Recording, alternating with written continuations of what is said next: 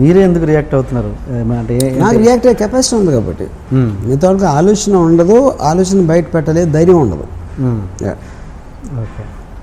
అంటే అక్కడ ఏంటి తను గెలుస్తా ఏంటి పరిస్థితి అక్కడ పొలిటికల్? నాకేం తెలియదు, నాకు ఇష్టం డొనాల్డ్ ట్రంప్ ఏ పార్టీ కూడా తెలియదు నాకు చూడటానికి వినటానికి నచ్చుతాడు అంతే. బాగుంది, అంతగానే నాకేం తెలియదు. నాకు కేసీఆర్ కూడా ఏమీ నాకు తెలంగాణ నాకేం తెలుసు. నాకు కేసీఆర్ అంటే ఇష్టం, తెలంగాణ అంటే ఇష్టం కాదు.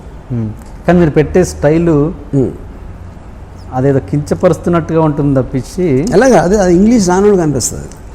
లేదు మీరు మామూలు తెలుగులో ఇంటర్వ్యూలో మాట్లాడేది చెప్పండి, నాకు ఒక్కటి చెప్పండి. ఉదాహరణకు ఒక కేసీఆర్ నాకు అందగాడుగా అంటే ఏదో అంటే అది ఎలా ఉంటుంది మీ మనసులో నిజమే అది, కానీ చూసే వాళ్ళకి వీడు వ్యంగ్యంగా మాట్లాడుతున్నాడు. నేను అదే చెప్తున్నాను. ఇప్పుడు నేను అప్పుడే ఒకసారి దీని గురించి వివరణ ఇచ్చాను. అందం అనేది కంటిని అట్రాక్ట్ చేసేదాన్ని అందం అంటారు. కేసీఆర్ హిట్లర్ ఒక మ్యాగ్ ఒరేటరీ పవర్స్ ఉంటారు. జస్ట్ ఒక క్లోజప్ పెట్టి అనర్గళంగా గంట 2 గంటలు మాట్లాడతారు, మీరు కళ్ళు తిప్పుకోలేదు. ఇలియానా అంటే అందగతిని మ్యాగ్ అయితే 3 నిమిషాలు పాటలు చూడగలుగుతారు, అందుకని ఎక్కువ చూడలేరు.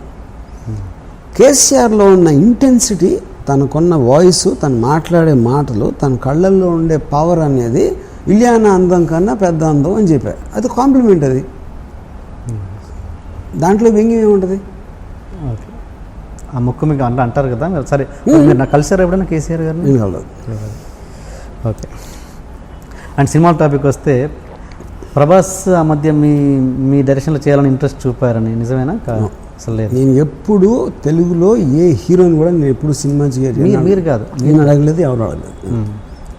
అంటే ఎందుకు మీరు ఆఫ్టర్ నాగార్జున గారు అండ్ వెంకటేష్ వాళ్ళ తర్వాత మీరు ఎవరు స్టార్స్తో పనిచేయలేదు? ఏంటి రీజన్? ఇప్పుడు నేను చేసే టైప్ ఆఫ్ సినిమాలు, నేను ఎన్నుకునే subjects they are not related, they are not applicable to stars. ఎందుకంటే స్టార్డమ్ అనేది ఒక ఇమేజ్ ఉంటుంది, వాళ్ళకి ఒక ఫ్యాన్స్ ఉంటారు, పాటలు, కామెడీ ట్రాక్, ఇన్ని సెంటర్లో ఇన్ని రోజులు ఆడాలి, ఇలాంటి రిక్వైర్మెంట్స్ ఉన్న లాంటి ప్రాజెక్ట్స్ అండ్ వాళ్ళు చేయాలంటే. ఎందుకంటే వాళ్ళు ఎందుకు చేయాలంటే బికాజ్ అంతంత డబ్బులు పెట్టి అంతంత కాస్ట్లకి అమ్ముతున్నప్పుడు అన్ని వర్గాల ప్రజల్ని సాటిస్ఫై చేయాల్సిన ఒక కమర్షియల్ నెసెసిటీ ఉంటుంది.